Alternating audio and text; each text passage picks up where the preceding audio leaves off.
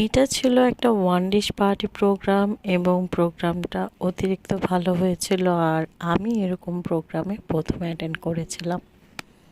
Hello, আসসালামু আলাইকুম beautiful people, কেমন আছেন সবাই? আশা করি ভালো আছেন। আলহামদুলিল্লাহ আমিও ভালো আছি। সুমাইস কালার্সে আপনাদেরকে স্বাগতম। এই প্রোগ্রামটা ছিল আমার যার ফুফাতো বোনের বাসায়, মানে তার ফুপুর বাসায়। আর প্রোগ্রামটা পুরোই অ্যারেঞ্জ করেছিল তার ফুফাতো বোনরা মিলে। আর আমার জায়ের সুবাদে আমিও সেখানে ইনভাইট পেয়ে গিয়েছিলাম।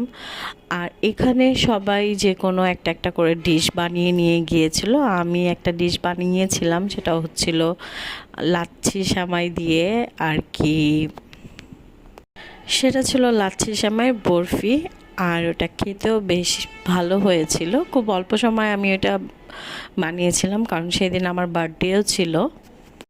আমি আমার বার্থডেতে ঘুরে টুরে এখানে এসে আবার এই প্রোগ্রামে অ্যাটেন্ড করেছিলাম।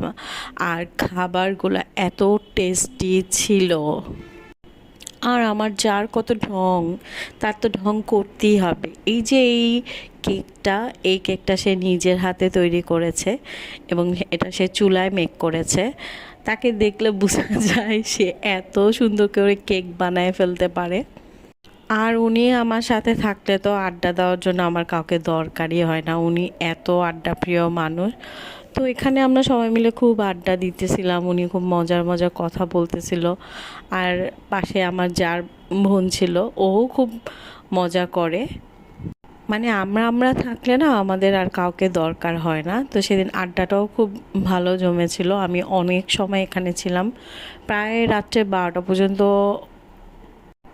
পর্যন্ত ছিলাম। আরও থাকার ইচ্ছে ছিল, কিন্তু বাসায় তো যেতে হবে। কিন্তু প্রোগ্রামটা খুবই ভালো ছিল। তার ফুফাতো বোনরা, ফুপু অনেকেই ভালো ছিল, এত মিশুক ছিল।